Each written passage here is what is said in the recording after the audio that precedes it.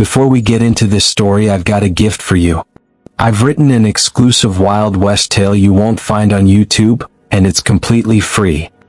Just check the link in the description or the pinned comment to grab your copy. Now saddle up and let's ride straight into today's story. Before we dive in, pause for a moment and tell me something. Where in the world are you watching from, and what time is it right now?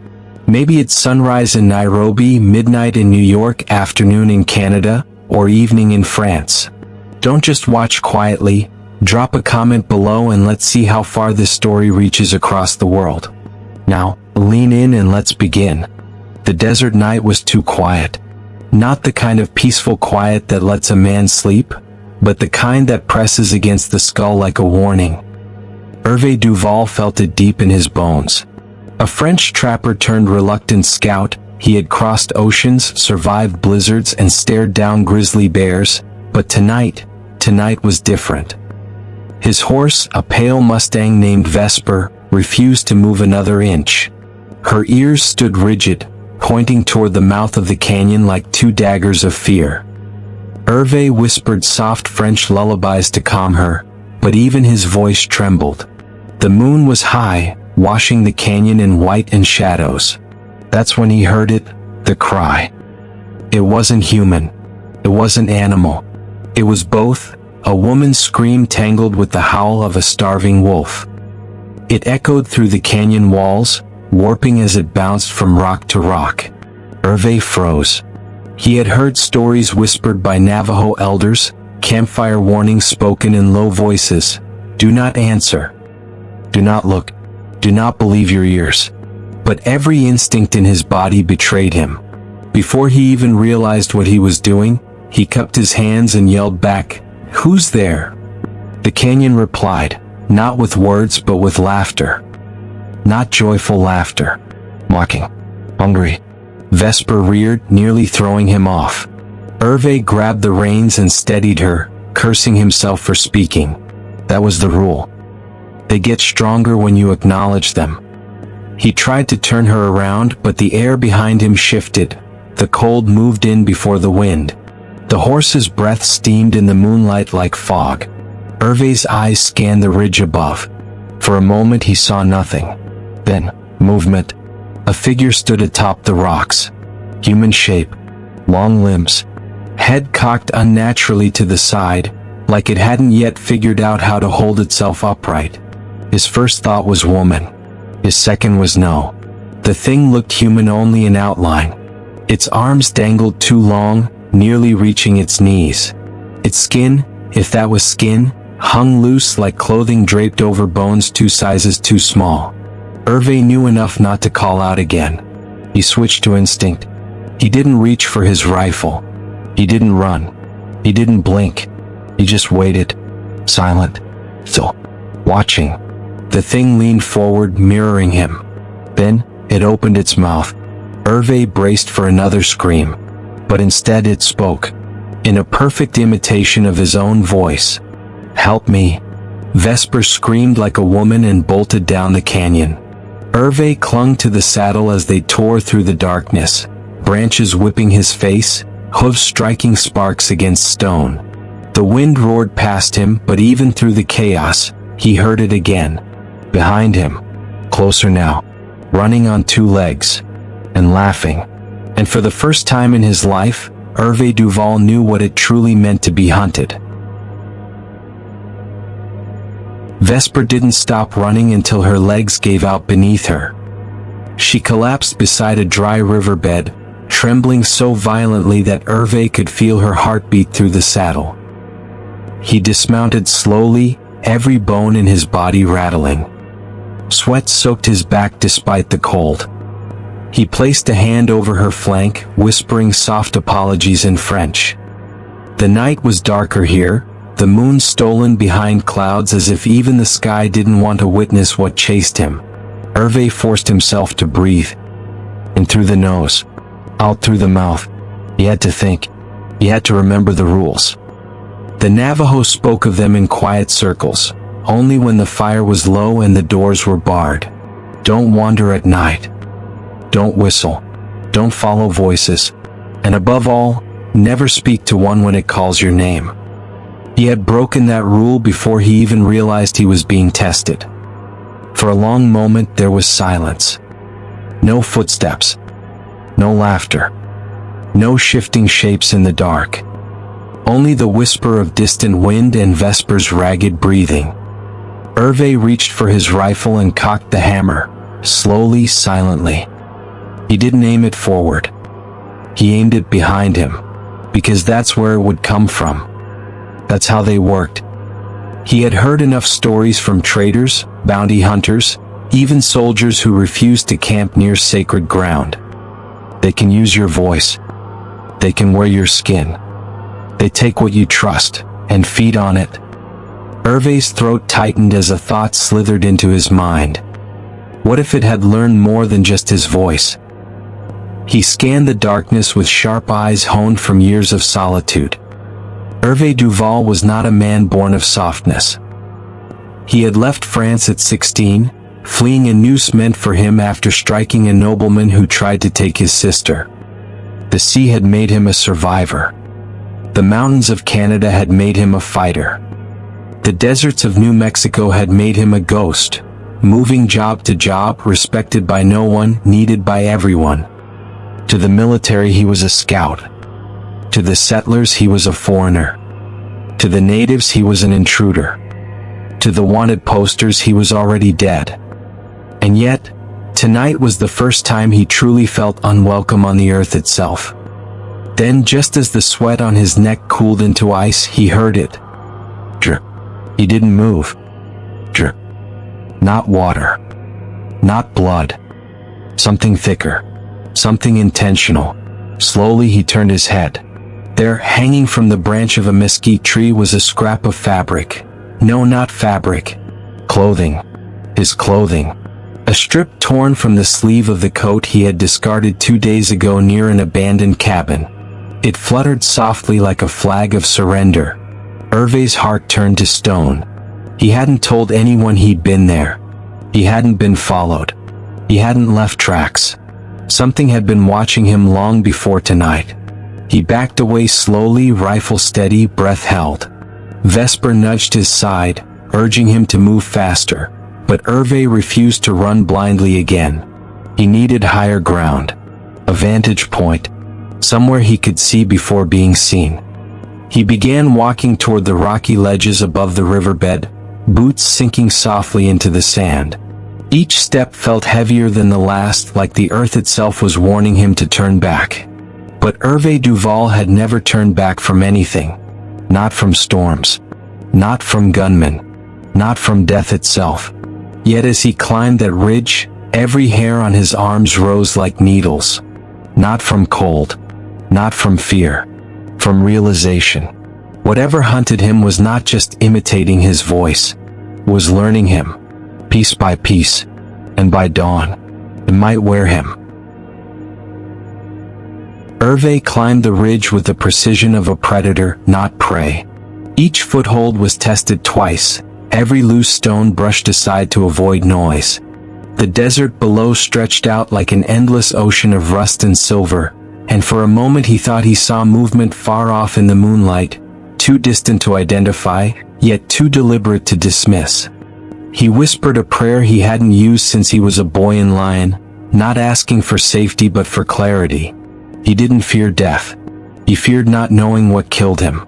Near the top of the ridge, tucked between two jutting walls of sandstone, he found it, a shallow cave just deep enough to conceal him and his horse. Vesper hesitated at the entrance, nostrils flaring. Hervé pressed a hand against her cheek. "Jesus." "I know," he murmured. "But better a roof of stone than a sky full of eyes." She relented, stepping inside with a reluctant snort. Hervé followed, crouching low. The cave was narrow but dry, scattered with pebbles and dry weeds. For a moment he believed they were alone. Then he saw it. A fire pit. Cold but recent. Ashes still clumped instead of scattered. Beside it bones. Small ones. Child-sized. Picked clean. Arranged in a circle like a warning. Or a ritual. Hervé knelt slowly beside them, his jaw clenched. Coyotes didn't stack bones. Bears didn't make rings. And no human he knew would sleep beside the remains of children.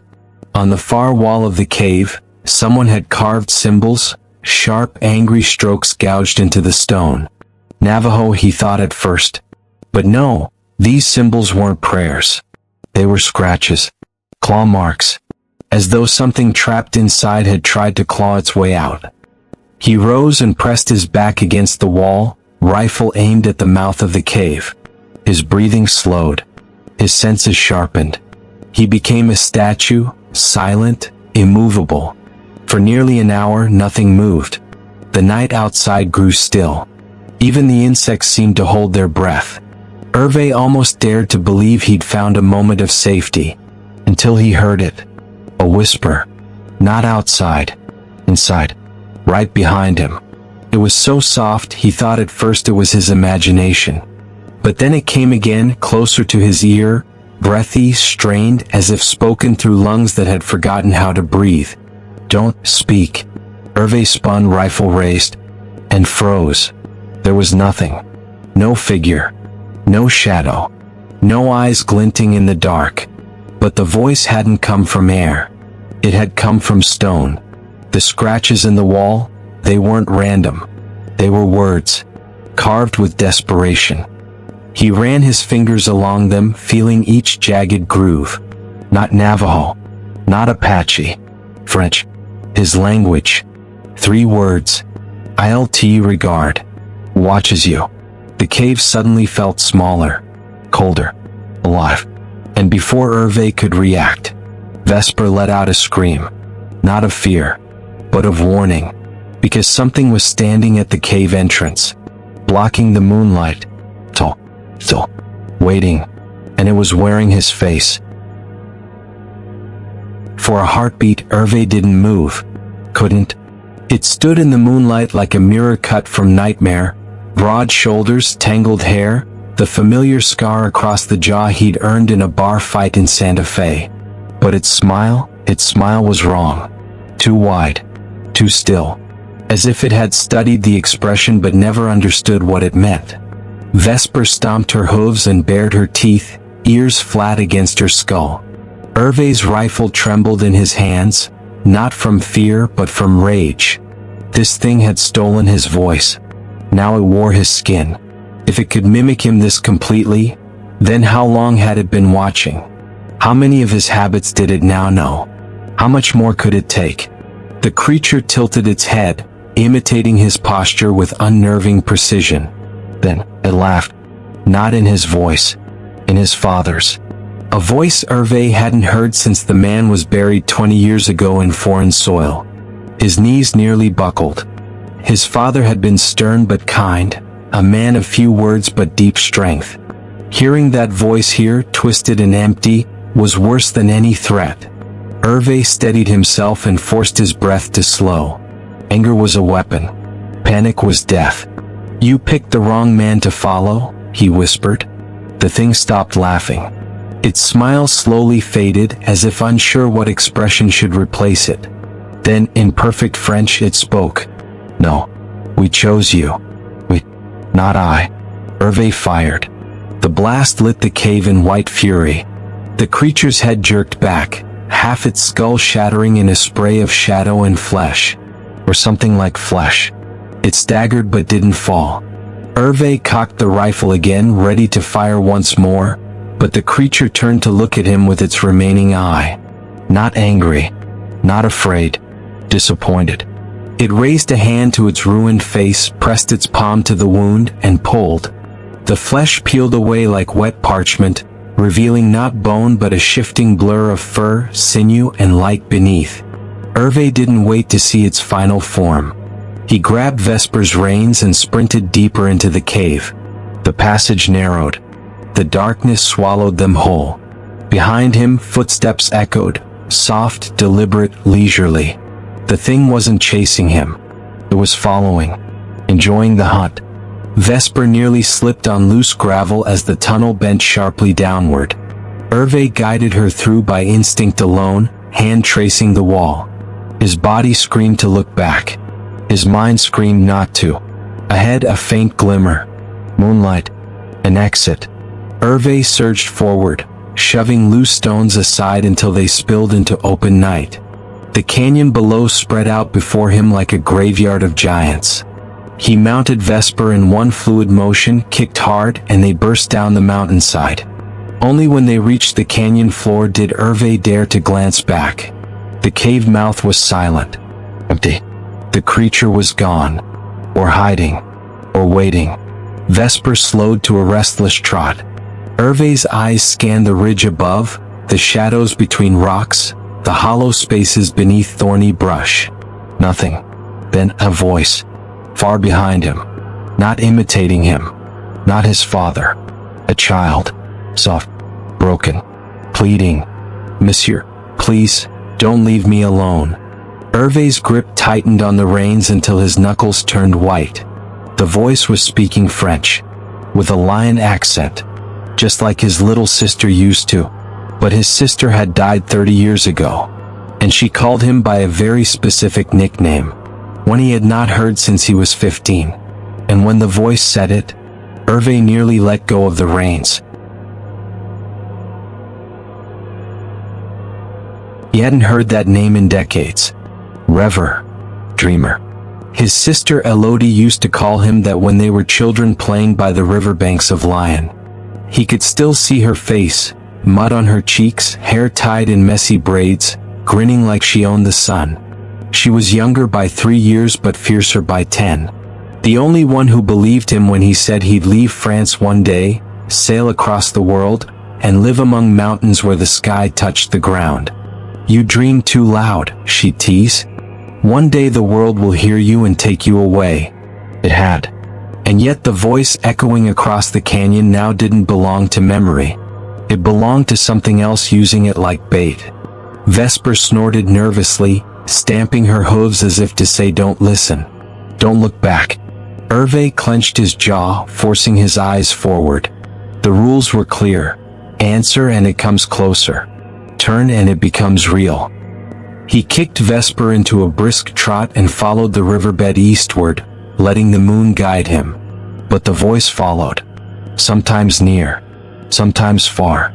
Sometimes whispering. Sometimes screaming. Always her voice. Always almost right. Then something changed. It stopped. Not faded. Not drifted. Stopped. The silence that followed was worse than the voice itself. Hervé slowed Vesper to a halt, every instinct screaming. The desert lay still before him, a maze of jagged rocks and thorny brush. The air felt heavy as if the world were holding its breath. Hervé scanned the shadows, waiting for movement. Then he saw it. A figure kneeling beside the riverbed. A child. Small. Barefoot. Hair in braids. His blood turned to ice. No, it wasn't her. It couldn't be. She was gone. Long gone. Buried beneath French soil while he was already halfway across the Atlantic. But the girl turned, slowly, and he felt his heart stop. Not because she looked like Elodie, but because she didn't. Her face was wrong. Too smooth. Too pale. Her eyes were voids, dark and endless, reflecting no light. And yet her lips curled into a trembling smile, as if learning how to do it for the first time. Rêveur, she whispered. Help me, it's so cold down there. She lifted a hand. Water dripped from her fingertips. Hervé's hands shook, not from fear but fury. How dare it? How dare this creature dig through his memories like grave dirt? He leveled his rifle, not at her but at the ground beneath her. Powder flashed. The shot struck the sand at her feet. The girl didn't flinch. She only tilted her head and grinned. Not like Elodie, like something proud of its trick. Slowly the figure stood, rising not like a child but like a puppet being pulled by invisible strings. Bones cracked, limbs lengthened. Her braids wilted like dying vines. She grew and grew until she towered twice his height. Every trace of innocence vanishing into raw, jagged hunger. Vesper screamed. The creature opened its mouth, and Hervé heard every voice he had ever loved cry out at once. His mother. his captain, his first love, even Elodie, all begging, "Rever, don't leave us again." Tears stung his eyes. He wiped them away. Then he spat into the dirt. "J&E course plus," he growled. "I don't run anymore." The creature lunged. The creature moved like smoke-made flesh, its limbs bending unnaturally as it charged. Hervé slid from the saddle before Vesper could panic, using her momentum to mask his movement as he rolled behind a cluster of jagged rocks. The creature pounced on the spot he'd stood an instant before, claws sinking into the sand with a sound like tearing wet fabric. It didn't roar. It didn't hiss. It simply turned its stolen face toward him, black eyes wide with unnatural glee. It wanted him afraid. It wanted him to run. But Hervé had lived too long, lost too much, to let fear rule him now. He pressed himself low against the rocks, loading another round into his rifle with practiced silence. His breath slowed. His heartbeat steadied. The creature sniffed the air, slow and deliberate like a wolf catching a scent. Its head cocked. Its mouth twitched as if about to smile again. But Hervé didn't give it that chance. He fired, not at the head but at its knee. The shot cracked through the canyon like lightning. The creature's legs snapped sideways with a sickening crunch, dropping it to one knee. It didn't scream. It didn't bleed. It simply stared at him, as if amused, as if curious. Then, reset. The broken limbs snapped back into place like clay molded by invisible hands. The flesh smoothed over. The child shape melted, twisting into someone else. Not Elodie. Not his father. Him. Again. Same face. Same scar. Same hair matted with sweat. But this time, it spoke his voice perfectly. "You can't hurt me, Hervé." He stood slowly from behind the rocks, rifle aimed steady at its heart. "Maybe not," he growled. "But I can make you work for me." The creature blinked. Confusion flickered across its stolen features for the first time. It tilted its head. Hervé took a step forward. "You know me," he said. "You've watched me, dug through my past. So you know I'm not a farmer, not a priest, not some lost settler." He lowered the rifle and drew a long, curved skinning knife from his belt. "I'm a hunter." The canyon wind stilled. The creature's smile faded. For the first time, took a step back. Hervé grinned. "Now you run." He surged forward, blade flashing beneath the moonlight. The creature stumbled, startled, not from pain but disbelief. No one chased them. No one hunted them. Hervé didn't strike deep. He carved shallow, forcing it to retreat, hurting it, pushing it toward the wall of the canyon.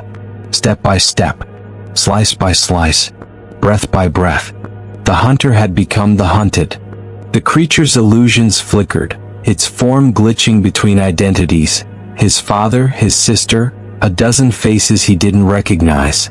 Not random. Other victims. Other souls it had worn. Other lives it had stolen. Hervé felt something burning in his chest. Not fear. Not rage. Resolve.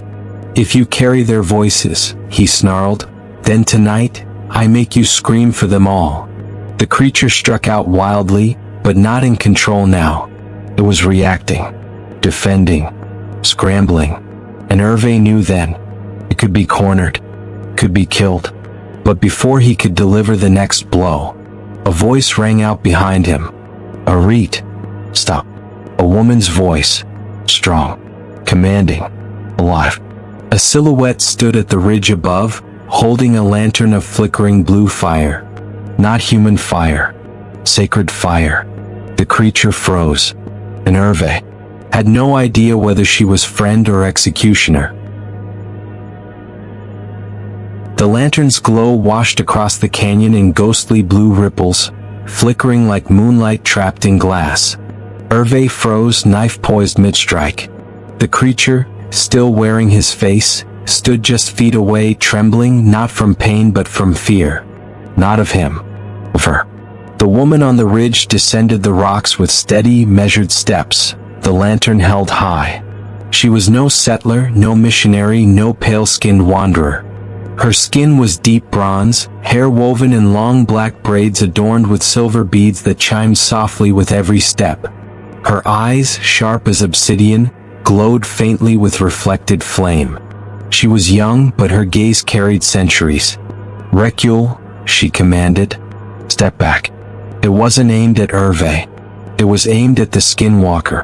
The creature shuddered like a wounded animal cornered by fire. Hervé glanced between them, trying to piece together the rules of this new game. He didn't lower his blade, but he stepped aside, slowly, cautiously.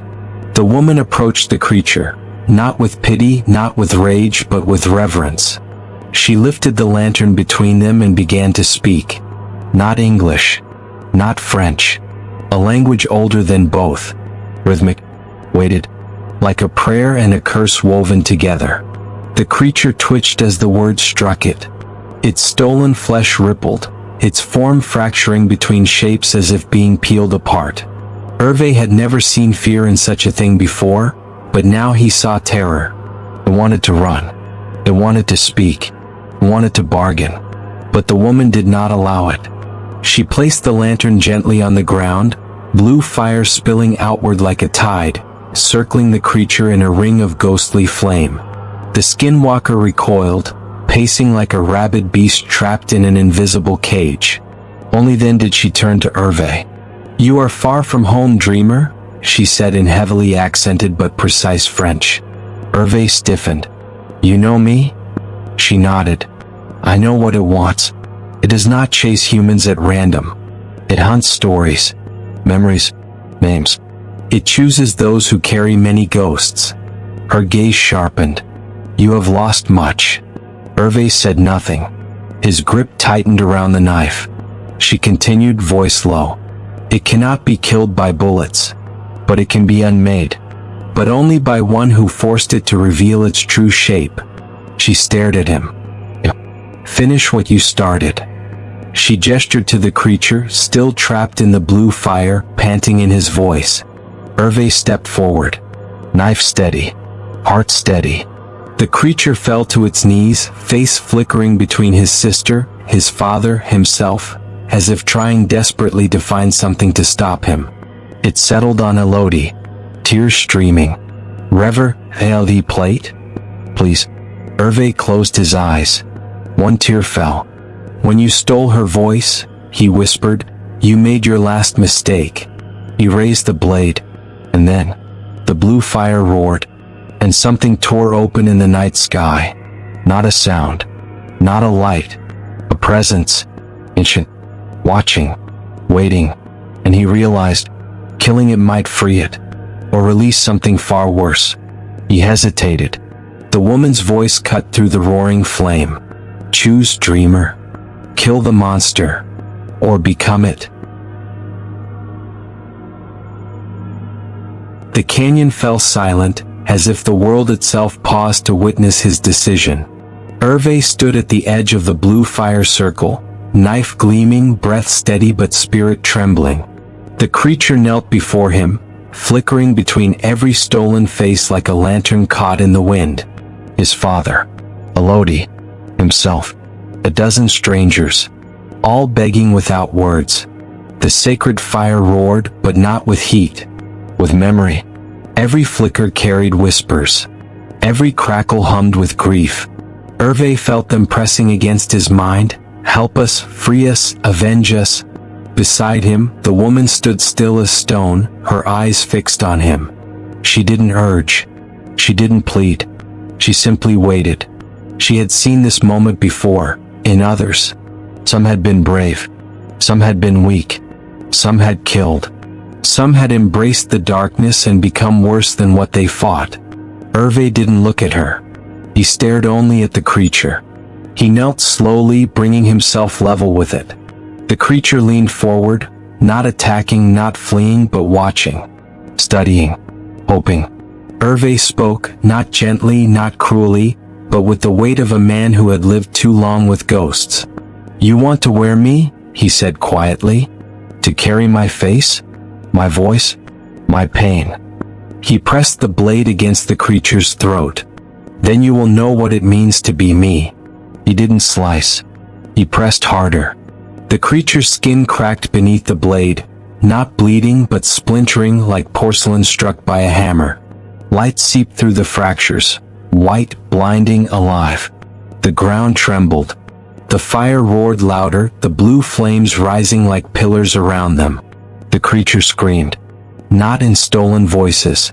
Not in mimicry. In its own voice, raw, ancient, horrific. A sound older than language, older than mountains. Hervé's ears rang. His vision blurred. His lungs seized as if the air itself had turned to ice. Still he held the blade steady. Then, a hand gripped his wrist. Not the creature's. The woman's. Enough. Hervé's eyes snapped to hers. She shook her head. Killing its flesh is not the same as ending its curse. The creature convulsed on the ground, light pouring from every crack in its form. Its faces flickered wildly, collapsing into a shapeless glow. The woman knelt opposite Hervé, chanting in that ancient tongue. The fire shrank inward like a tightening noose. The creature thrashed but could not escape. It wasn't dying. It was being sealed. "Hold it," she ordered. Hervé gripped the creature's shoulders, ignoring the burning sensation crawling up his arms. The blue fire surged across the creature's body, wrapping it in bands of light like chains forged from lightning. One final scream split the night. Then silence. The fire vanished. The light faded. The creature was gone. In its place lay a single object. A mask. Rough. Wooden. Cracked. Painted with symbols he did not recognize. The woman picked it up with trembling hands. "It has been centuries since one of them was bound," she whispered. "You have done what few have dared." Hervé rose slowly, breath heavy. His arms ached. His throat burned. But his spirit felt lighter. For the first time in decades. The woman turned to him. "You are not finished," she said. He frowned. "What do you mean?" She lifted the mask. "It will call to others of its kind. They will come for it. And for you." Hervé's grip tightened on his knife. He almost smiled. "Then I will be ready." The woman studied him a moment longer, then nodded. "You will not face them alone." She extended her hand. "Not in friendship. In alliance." "Hervé Duval," she said. "My name is Saniyah Yazi, last of the Blue Flame Keepers." He hesitated for only a moment before taking her hand. "Then let's finish what they started." Above them, the stars pulsed like beating drums. Watching. Waiting. For war. Saniyah had not spoken of herself until that moment. She had been a force, a shadow in the desert, a guardian of fire, a whisper of legend. Now, as she and Hervé climbed out of the canyon beneath the cold breath of dawn, she finally broke her silence, not with pride, but with the weary cadence of someone who had buried too many truths beneath the sand. "I was born into a family already dying," she began, her voice low but steady. "The Blue Flame Keepers were once many. Now, I am the last." Hervé walked beside her in silence. He did not press her. The desert didn't need questions. It had time, wind, and silence to shape confessions on its own. "I was 10 when I saw my first one," she said. "A Skinwalker. My mother told me never to call them that. Said the name gave them power. Said their true name should never be spoken aloud." She paused, climbing over a ridge of sandstone. The horizon bled orange as the sun rose, painting her in gold like a spirit born of fire and sorrow. "It wore my brother's face." Hervé stopped. She did not. "He went missing while gathering water. We searched for hours. Then he came back smiling." Her hands curled into fists. Too much smiling. Too still. Too quiet. She stared ahead, but her eyes were somewhere years behind them. "My father knew." He didn't hesitate. He drew fire from the sacred pit and struck it across the face before it could speak. The thing inside screamed with his voice, but it wasn't him anymore. Hervé swallowed hard. Did he die?" Saniyah shook her head slowly. No. My brother had already died. Long before it returned.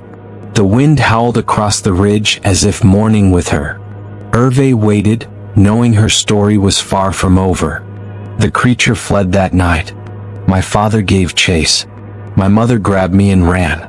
She said the fire was not yet mine to carry. That I was too young.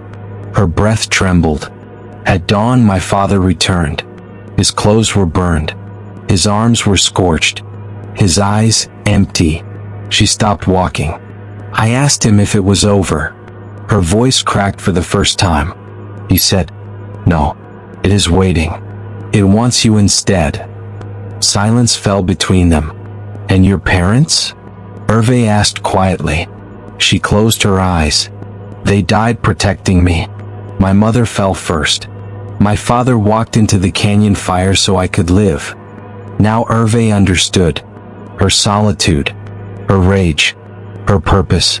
She wasn't just fighting monsters. She was fighting the memory of being spared. A burden far heavier than guilt. "We carry the same ghosts," he said softly. For the first time she looked at him, not as a warrior judging an outsider, but as someone recognizing another soul tempered in grief. "No," she replied. "We carry the same fire." She placed the wooden mask between them. "The one we bound tonight was not the first, and it will not be the last. They are gathering. They are evolving. They have grown bold because the old laws have faded." She turned to him, her dark eyes gleaming beneath the sunrise. "We will need more than knives." Hervé nodded. "Then teach me." Saniyah's lips curved, not into a smile but into something sharper. Approval. "The blue flame has slept long enough," she whispered. She reached into her pack and drew out a pouch of black powder and a stone carved with ancient sigils. "Today, you learn how to wake it." Far in the distance, beyond the hills and scrubland, something howled. Not wolf. Not man. Something that had heard the mask's silence. Something coming to break it. The sun had barely risen before Saniyah led Hervé into a dry riverbed carved between jagged cliffs. The air shimmered with heat, though dawn had only just touched the earth. It wasn't the sun. It was energy. Like the land itself was holding its breath. She stopped beside a circle of stones blackened by time, each carved with symbols that pulsed faintly beneath the sand. The air hummed. Hervé felt the hair on his arms rise as if lightning were coiled beneath his skin. "This is not a place for spectators," Saniyah warned. "Once the ritual begins, the fire will decide if you are chosen or rejected." "Rejected how?" Hervé asked cautiously. She met his eyes. "By burning you alive from the inside." Hervé inhaled slowly. The fear was real, but it was nothing new. He had walked through life numb, waiting for something to either kill him or give him purpose. He stepped into the circle. Saniyah nodded once. Not with softness, but with respect. She drew the pouch of black powder and sprinkled it across the stones. It shimmered like crushed stars. Then she placed the carved sigil stone at the center. "Sit," she instructed. He lowered himself to his knees. Hands toward the stone. "Do not pull away. Even if it hurts." He nodded. She began to chant, not loud, not dramatic. Her voice was steady and low, a rhythm older than language. The sand trembled. The stone glowed. Suddenly heat. It rushed up through Hervé's palms like molten water crawling into his veins. He grit his teeth, muscles seizing. His vision blurred white. Not flames. Memories. Not his own. Men screaming against moonlight. Women chanting in unison, holding torches high atop canyon walls. Children standing solemnly as they watched masks, wooden, cracked, sacred, lowered into fire pits. Skinwalkers bound in blue blaze and sealed beneath stone. The blue flame was not just ritual. It was history passed through agony. Saniyah's voice cut through the storm of visions. "Do not fight it." He tried. But the heat deepened, no longer pain but judgment.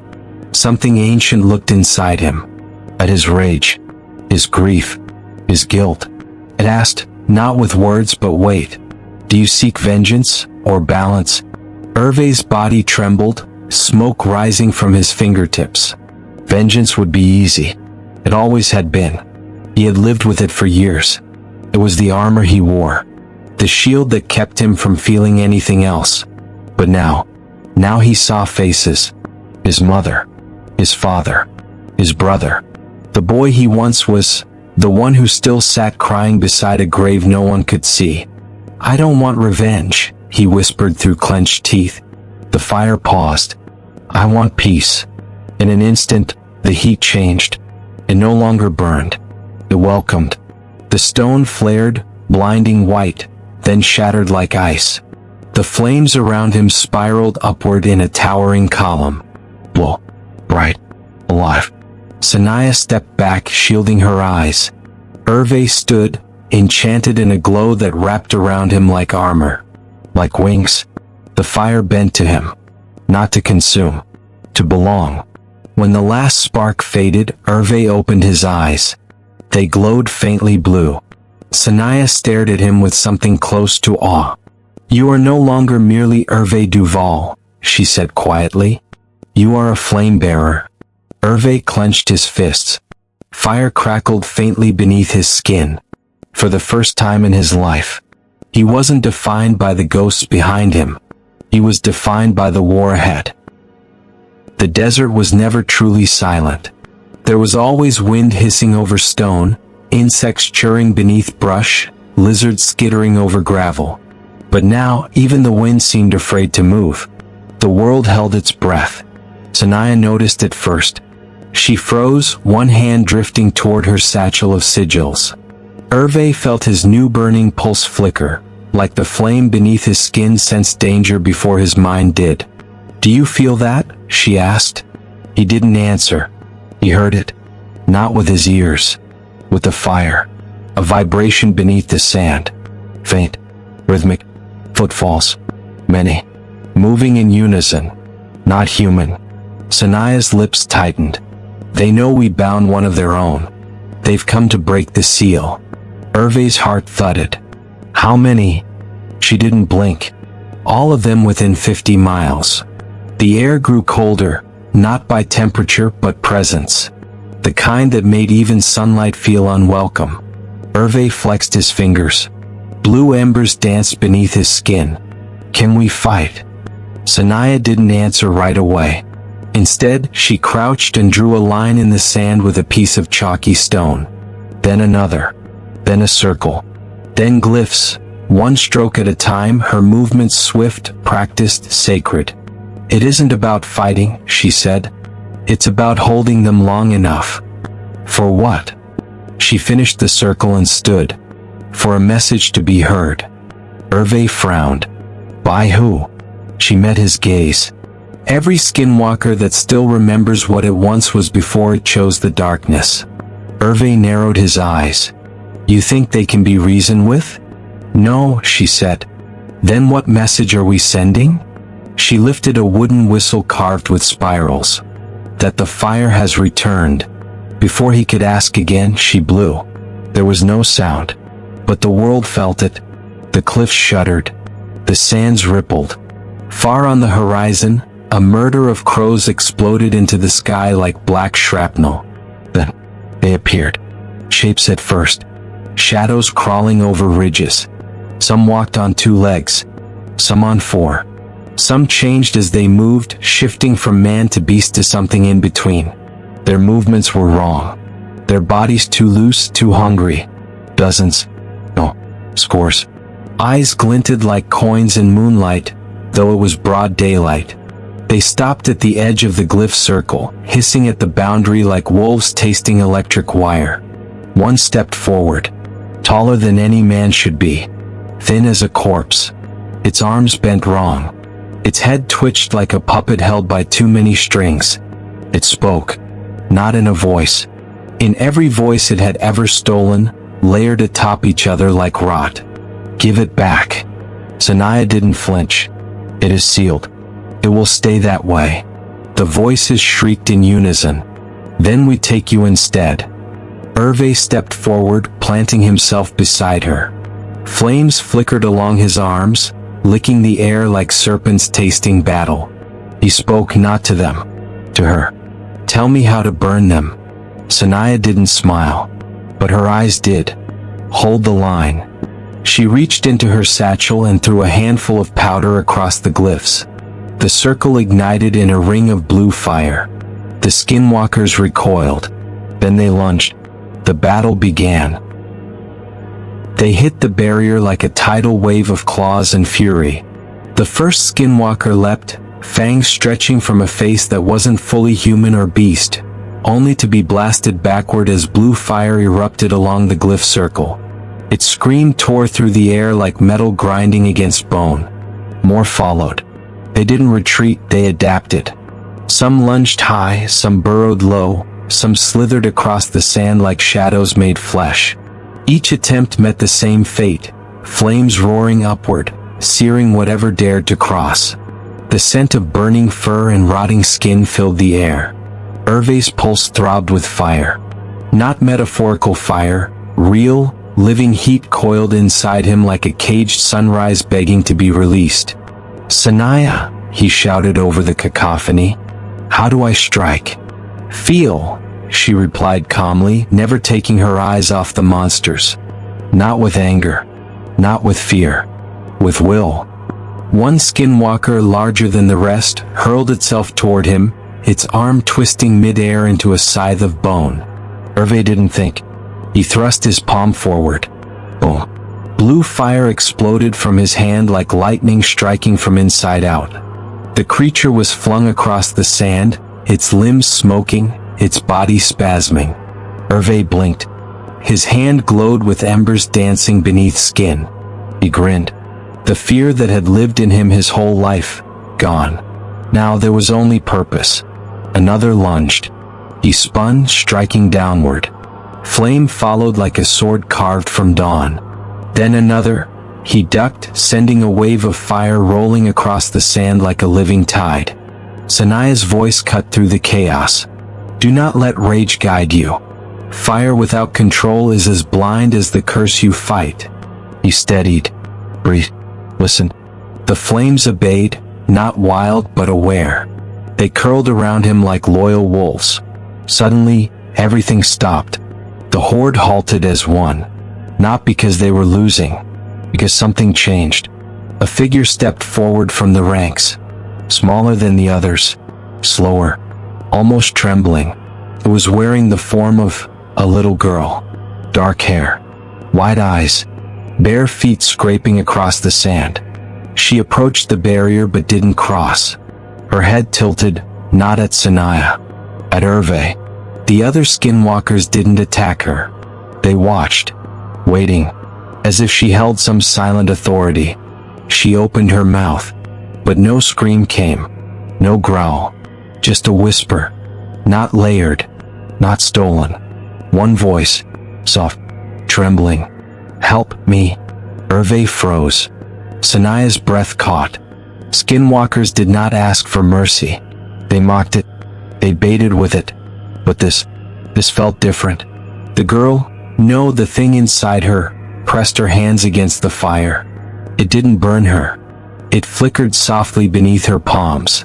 The other monsters stirred restlessly, some pacing, some snarling, but none dared attack her. Hervé stepped closer. Saniyah hissed. "Careful. Compassion can be a trap sharper than fangs." "I know," he murmured. But still, he stepped until the flames licked inches from his boots. The girl thing looked up at him. Her eyes weren't hollow like the others. They were tired. "Please," she whispered again. "I don't want to be like them." Saniyah's voice was low as thunder. "This is impossible." Hervé's flame pulsed along his arms like a heartbeat. Hope. Or bait. One mistake could kill them both. But still he asked, "What are you?" The girl blinked slowly. Then her lips trembled. And she spoke a word that froze every Skinwalker present. A word Hervé had never heard. But Saniyah had. Because it was forbidden. An ancient word. A name from before the curse. She said, "I am not Skinwalker." She placed her hand over her chest. "I am Kinyoani." Saniyah inhaled sharply. Hervé turned. "What does that mean?" Saniyah's eyes were wide.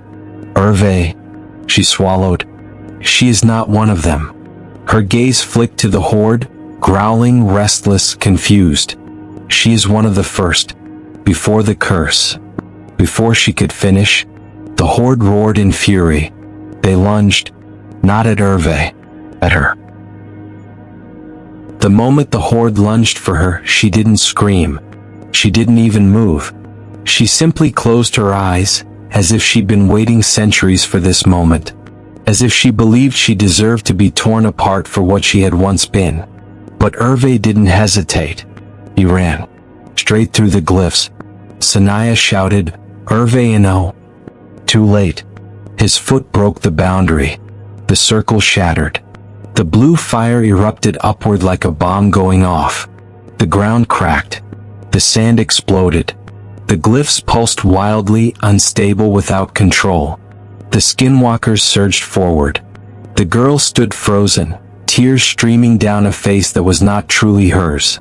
A towering beast with a wolf's jaw and a man's arms descended on her first, claws raised. Hervé's hand snapped forward. Foam. A column of blue flame roared between them, slamming into the beast and flinging it into a rock wall with bone-shattering force. Hervé stepped between the girl and the horde. Arms spread. Flames spiraling across his body like living armor. His voice thundered across the battlefield. "You want her." His arms ignited to blinding blue. "Come through me." The pack hesitated. Not from fear. From recognition. Not of him. Of the fire. For the first time in centuries, they saw a human standing in the blue blaze without screaming. Saniyah sprinted to Hervé's side, staff drawn, sigils blazing in her hands. "You fool," she growled, though her stance mirrored his. "You just tore down our only shield." "Then we build a new one," he muttered. Together. Side by side. Two flame-bearers. One awakened. One reborn. The Skinwalkers broke into two groups, half charging toward Hervé, half toward the girl. She stood trembling, paralyzed, caught between guilt and terror. Hervé didn't look back. "Move," he barked. "Run to Saniyah's circle." I don't." "You remember what you were," he snapped. "Now prove it." Her gaze snapped into focus. Something changed in her stance. Not beast. Not cursed thing pretending to be a child. Something ancient. Something noble. Her body blurred. Then shifted. Not grotesquely. Elegantly. Where a young girl had stood, now knelt a white coyote with streaks of gold across her fur. Majestic. Silent. Not attacking. Not corrupted. Saniyah's breath caught. "She's holy," she whispered. "A spirit of the first flame." Before they fell. The white coyote sprinted across the sand, graceful as wind, darting through lunging claws and snapping jaws. Hervé and Saniyah fought like twin storms, pushing the horde back inch by inch. But there were too many. Even with fire. Even with rage held in control. They were being surrounded. One monstrous Skinwalker, a bull-headed mass of muscle and bone, charged at Hervé with a roar that rattled the earth. He braced. But before it struck, a blur of white slammed into its throat like lightning. The bull beast toppled as the white coyote stood atop it, fangs buried deep. She ripped away and howled. Not like a beast, like a bell. Clear, ancient, commanding. The horde froze. Just stopped. Every twisted body, every stolen face, even those ripping through frenzy slowed, then stilled. Not in fear, in doubt. The fire in Hervé's arms dimmed to an ember. Saniyah lowered her staff. The white coyote stood atop the fallen beast, chest heaving. Her golden eyes locked onto Hervé, waiting. For what next? Hervé scanned the frozen horde. They weren't retreating. They weren't attacking. They were listening. Saniyah whispered, "They remember her." Hervé stepped forward, flames flickering softly, his voice steady as steel. "You don't have to be this." Some eyes widened, some narrowed, some trembled with something like hunger for freedom, but others snarled. The spell broke. Half of them lunged again, feral, lost to madness. The other half hesitated. Saniyah gasped. "They're splitting." Hervé growled beneath his breath. "So be it." He clenched his fists. Fire surged once more.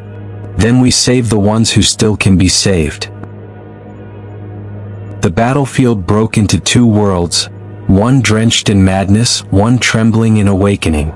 Half of the Skinwalkers lunged forward in blind fury, their bodies twisting into grotesque shapes as they abandoned any resemblance to man or beast.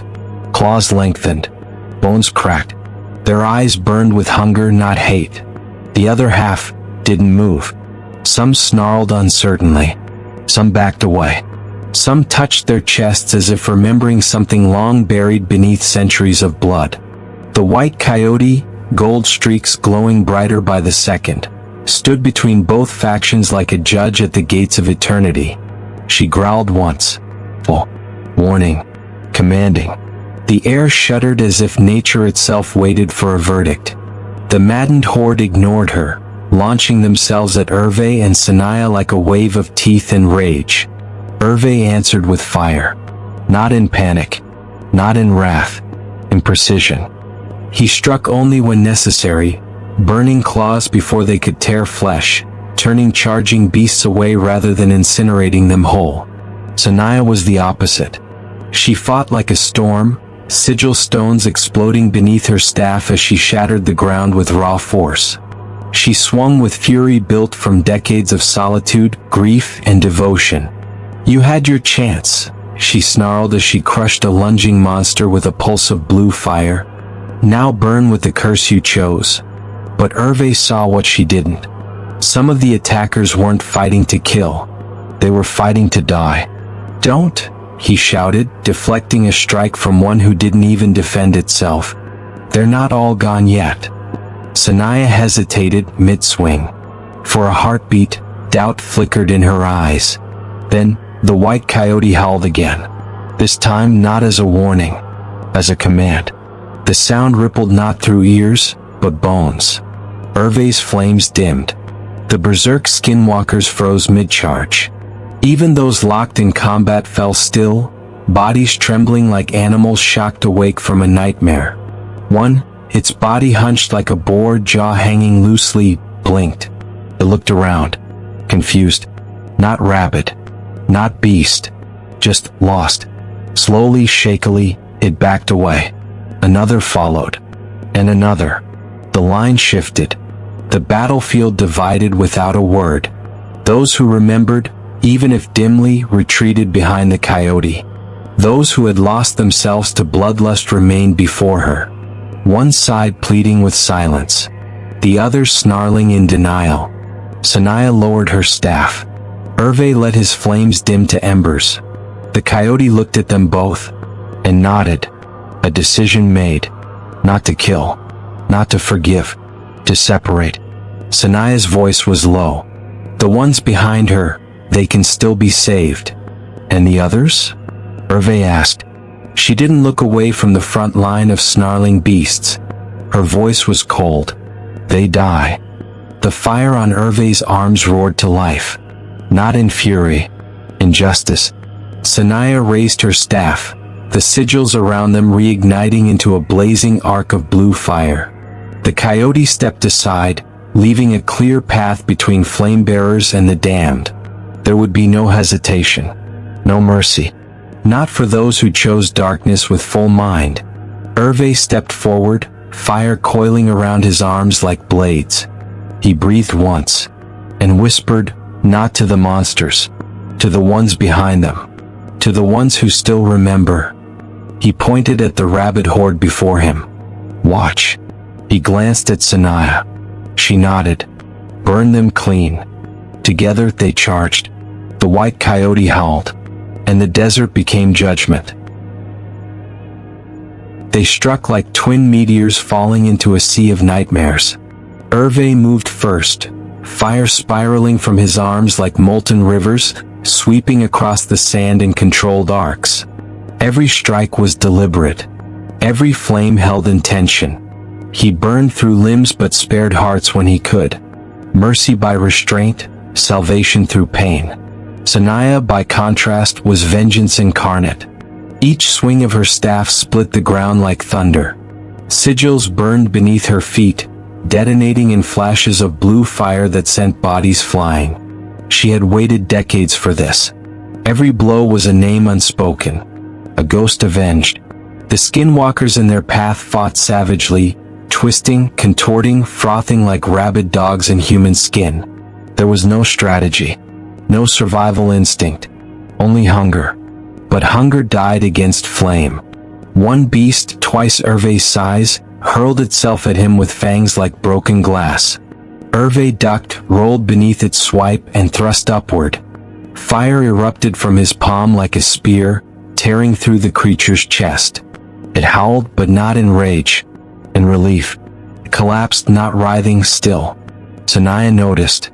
She faltered mid-swing. "They want to die," she whispered. Hervé didn't look back. "Then give them release." The battle ceased to be chaos. It became ritual. Firestorm. Impact.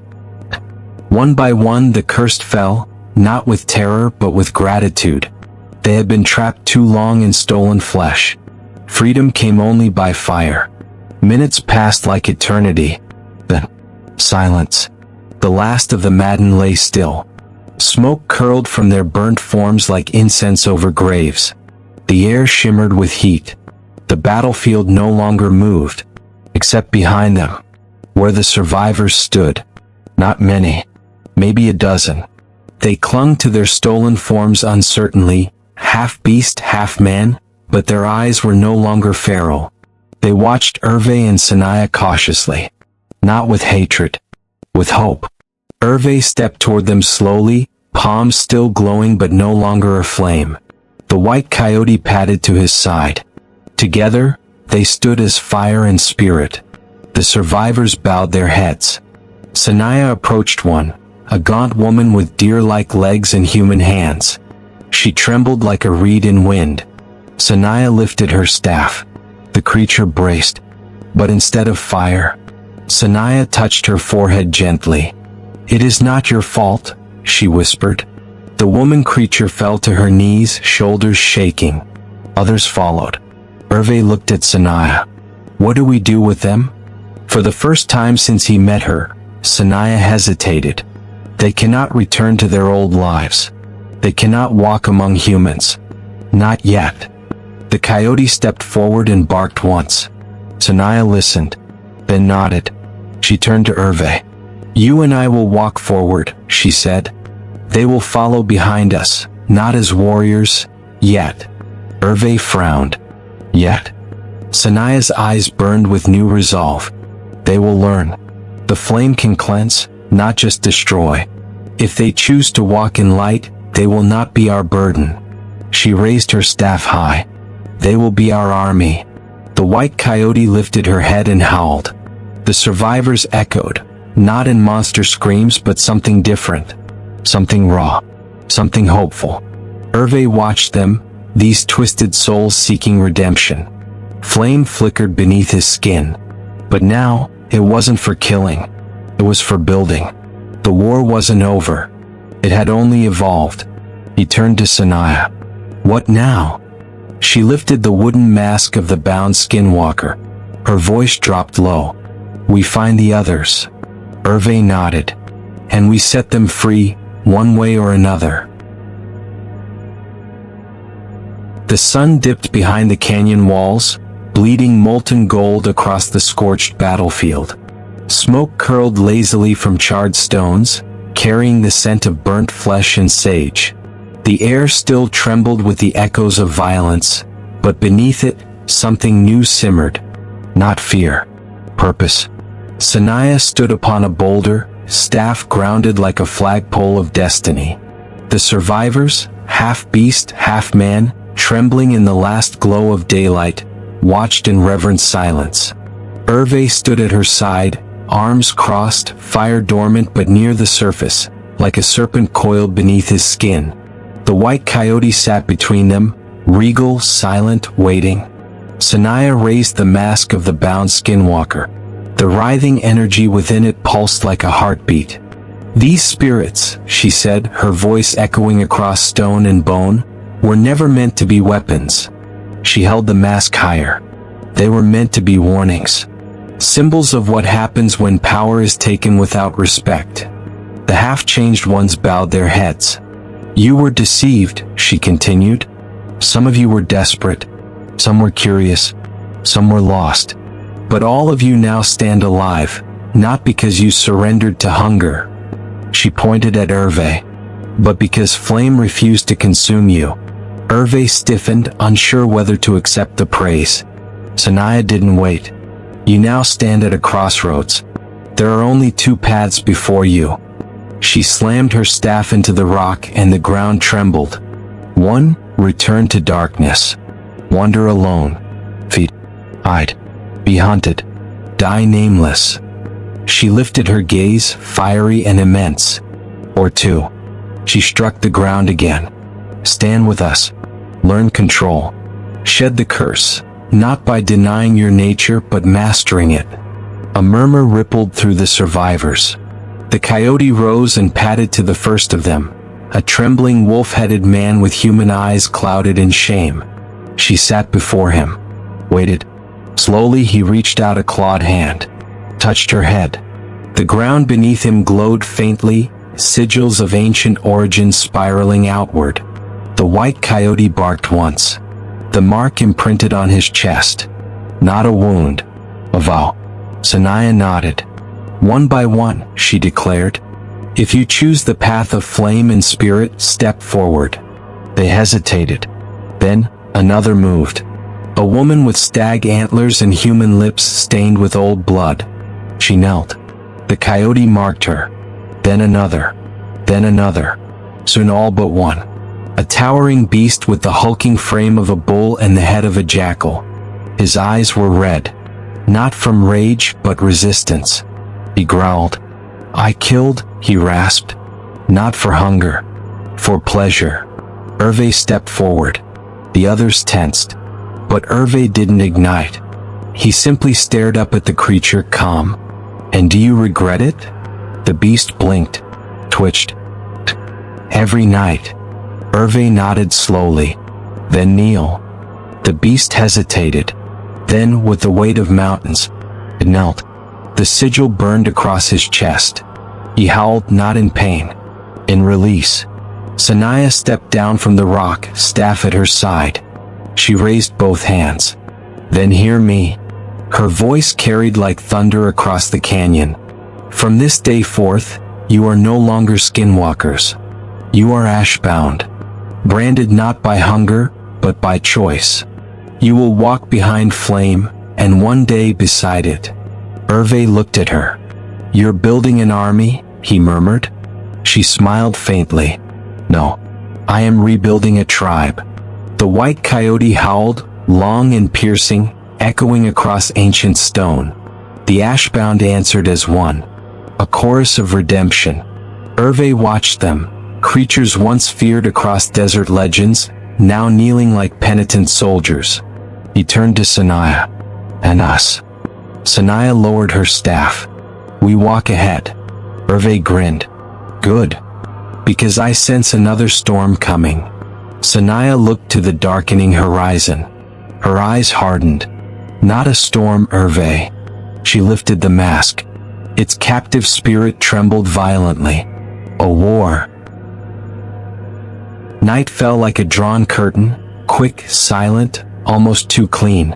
The canyon, moments ago alive with chance and newfound unity, now lay wrapped in an uneasy stillness. The ashbound rested in a cluster near the fire, their hulking frames curled carefully so as not to disturb one another. Some trembled in their sleep. Some whispered to the white coyote for comfort. Some simply stared into the flames as if afraid that blinking might let the past catch up. But the past does not need eyes. Ears. Hervé stood watch at the canyon's edge, arms crossed, ember heat humming beneath his skin. Every so often, his fingers would flick sparks into the air out of instinct. He didn't know whether he was warding off danger or daring it to come. Behind him, Saniyah knelt in meditation, mask before her, staff resting across her lap. She wasn't summoning. She was listening. Because the spirit trapped within the mask had begun to stir. At first, it whispered like wind through reeds. Then like a child sobbing behind a wall. But now, it growled. Not in warning. In mockery. You think you've won. Saniyah's breath stilled. The voice seeped from the mask like fog, curling around her mind. You think curses break so easily. You think beasts kneeling makes them pure. But I have seen 1,000 tribes rise and burn. She did not flinch. She spoke aloud, not to the spirit but to Hervé. You asked earlier, she said softly, why they follow me. Hervé didn't turn. I assumed because you shout louder than they think. She smirked. Not entirely wrong. Then her tone shifted. I was not born a guide, Hervé. She rose slowly, lifting the mask with both hands. My mother was taken when I was 6. Hervé stiffened. Skinwalkers. No. She looked out into the desert, where shadows crawled like memories. Men. The spirit in the mask went silent. I hid under a basket of coal as they dragged her away. I heard her screaming my name until her voice broke. When I finally crawled out, the village elders said nothing. They told me I must accept fate. That justice was for the spirits to decide, not children. She gripped the mask tightly. So I found the spirits. I begged them for strength. Hervé finally turned. And they listened? Saniyah shook her head. They laughed. They said they do not serve the weak. So I hunted. I trained. I bled. She lifted her staff and pointed to a distant butte glowing under the moon. When I was 13, I found the men who took her. Hervé waited. What did you do? She didn't blink. I made the spirits watch as I burned them alive. The air froze. Even the embers crackling in the fire pit seemed to hush. Hervé said nothing. Saniyah dropped the mask back onto the stone. So no, Hervé. I am not interested in justice. Her voice shook, not with fear but with something far harsher. I am interested in correction. The mask trembled. Its spirit hissed, you think yourself different from us. But you are born of vengeance. You are already one of mine. Hervé stepped forward. You want me to burn it? Saniyah shook her head slowly. No. She leaned down, pressed her forehead to the mask. I wanted to understand fear. The mask let out a shriek not born of rage but recognition. Because for the first time, the spirit trapped within realized something chilling. It was not the most dangerous thing in this canyon. Saniyah lifted her staff. Its tip ignited in ghost light. She faced Hervé. We leave before dawn. He nodded once. To where? She turned her gaze north. To where the legend began. Hervé frowned. The first pit. Saniyah's jaw tightened. The birthplace of the Skinwalker curse. Hervé crossed his arms. And what exactly do you plan to do there? Saniyah looked back at the mask. Its spirit whimpered. End it. They traveled before sunrise, when the night was thin and the world had not yet decided what it wanted to be. The ashbound followed in solemn silence, forming a strange procession across the parched desert. Towering beastmen walking like pilgrims behind a woman and a fire-hearted wanderer. The white coyote led at the front, paws gliding over sand without leaving prints. Hervé walked beside Saniyah, though he noticed her steps grew heavier the closer they came to their destination. The air itself changed as they approached the forbidden land. The wind stopped blowing. The insects stopped buzzing. Even the ground felt wrong, as if it were holding its breath. Then they saw it. The first pit. Not a hole in the earth, a wound. A jagged chasm split the desert floor, spiraling downward in unnatural symmetry. Its walls were lined with symbols far older than language, glowing faintly like dying embers. A low hum rolled from its depths, not the sound of wind or water, but of voices, layered atop one another in mournful unison. The ashbound recoiled instinctively, fur rising, claws flexing. One murmured, "This is where our nightmares were born." "No," Saniyah replied calmly. "This is where someone made them." She stepped forward. The ground rumbled. Hervé caught her arm. "You're shaking." She didn't deny it. "I've dreamed of this place since childhood," she whispered. "But I never dreamed I'd stand before it." He held her gaze. "You don't need to go in alone." Saniyah looked at the ashbound behind her, the creatures once cursed by this very pit. "No one enters," she declared to them. "Not yet. This place can twist memories. It can turn guilt into hallucination. If you descend unprepared, it will devour your mind before it devours your flesh." A few backed away immediately. Others trembled, tempted by the promise of redemption, but terrified of what they might see. Then the bulljackal steppe warrior, the one who confessed to killing for pleasure, stood tall. He growled softly. Redemption must be one where sin was forged. Saniyah studied him for a long moment, then nodded. "3 may enter," she said. "No more. Too many spirits, too many minds overwhelmed." Hervé cracked his knuckles, flames whispering beneath his skin. "I'm going with you." Saniyah expected as much.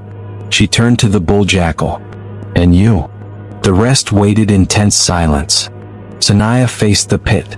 "When we enter," she warned, "the pit will not fight with claws or stone. It will fight with memories. It will show you what you fear most, what you regret most, what you refuse to admit." The bulljackal nodded solemnly. Hervé smirked. "Good. I've been needing a therapy session." Saniyah gave him a side-eye. "Try not to punch hallucinations." He winked.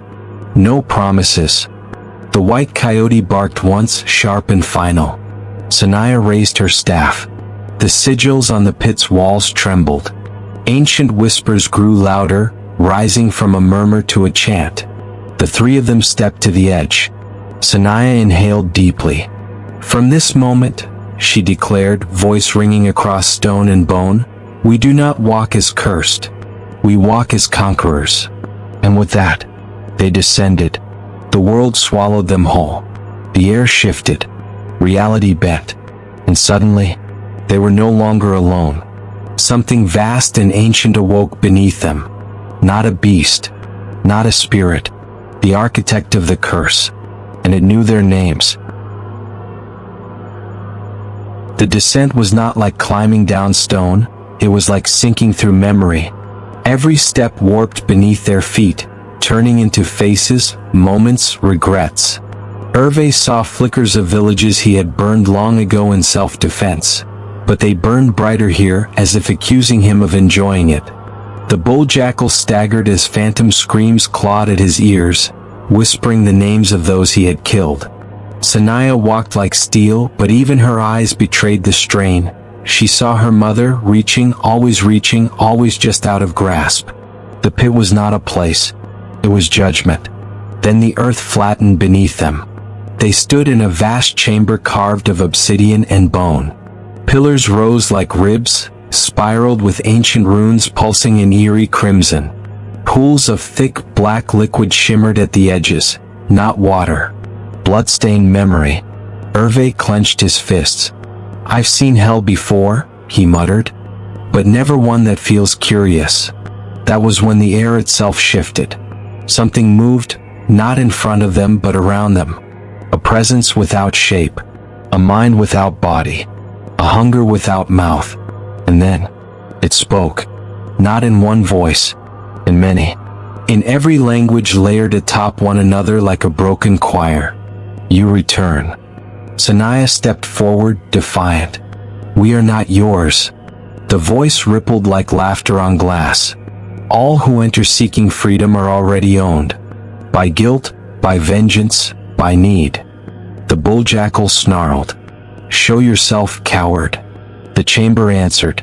Shadows peeled from the walls, swirling into a colossal form. Neither man nor beast, neither spirit nor god. It shifted continuously, borrowing faces, bodies, silhouettes. Children crying. Warriors roaring. Mothers screaming in labor. Wolves hunting. Men begging. Fire consuming. 1,000 identities at war within one shifting mass. Hervé whispered, "What in the cursed name of the desert are you?" The entity leaned forward, its voices braiding into one. "I'm not a monster. I am the answer to a question mortals have always asked." Hervé frowned. "And what question is that?" The ground trembled. "What would you trade to never be helpless again?" Silence fell heavy. The entity pulsed brighter, swelling like breath. "I did not create Skinwalkers. Mortals did. They came to me. They begged to shed humanity. I merely obliged." Saniyah's grip tightened on her staff. "You twisted them." "No," the voices sharpened. "I amplified them. I gave them what they asked for. You humans do not want righteousness. You want permission." The bulljackal trembled. "Lies." The entity flowed toward him. "You killed because you liked the feeling of being feared." The bulljackal snarled, but froze, because it was true. Hervé stepped in front of him. And yet he chose to kneel, chose to change. Choice defines worth, not origin. The architect paused. Its voices lowered. Chains? Redemption? Mortals always speak of forgiveness when they are tired of paying consequences. Saniyah lifted her staff. "Then let us make a different offer." The chamber dimmed. The entity stilled. "Speak." She raised the mask, the bound Skinwalker spirit writhing within it like a trapped storm. "You gave curses." Her eyes burned. "So now you can take them back." The architect's mask recoiled. "You dare." Hervé smirked, flames sparking across his arms. "Oh yes, we dare." The bulljackal stepped forward. "For every soul you twisted, we demand release." The architect's form trembled with something new. Uncertainty. Saniyah planted her staff, voice like thunder. "Not as beggars." She pointed the staff at the entity. "As dealmakers." The chamber rumbled. The architect loomed over them, vast and trembling. "And what do you offer in return?" Saniyah's answer came like a blade. "Judgment." The architect's form wavered, uncertain, pulsing like liquid shadow stretched too thin. For the first time, it hesitated. Not because it feared their strength, but because it could not comprehend their terms. "Judgment?" Its voices tangled. "You seek vengeance for the cursed?" Saniyah's staff struck the ground like a gavel. "No. We seek balance." The bulljackal stepped beside her, shoulders squared despite the tremor in his breath. "I accept whatever verdict you decree," he growled. "But so should you." Hervé grinned without mirth. "Seems fair." Court's in session. The architect recoiled further, its mask curling like smoke retreating from flame. "You think me evil? I am but a mirror. Mortals begged for power, I gave it. I forced none." "True," Saniyah admitted. "You are not the crime." She slowly raised the mask containing the bound Skinwalker spirit. "You are the weapon." Hervé's flames flickered brighter. "And weapons either get wielded with honor, or melted down," Saniyah finished. The chamber pulsed with rising tension. The architect's shape flickered from child to elder, wolf to woman, ghost to warrior. "And who among you is worthy to judge me?" Saniyah didn't hesitate. "All of us." She turned, lifting her staff toward the ashbound still waiting above at the pit's entrance.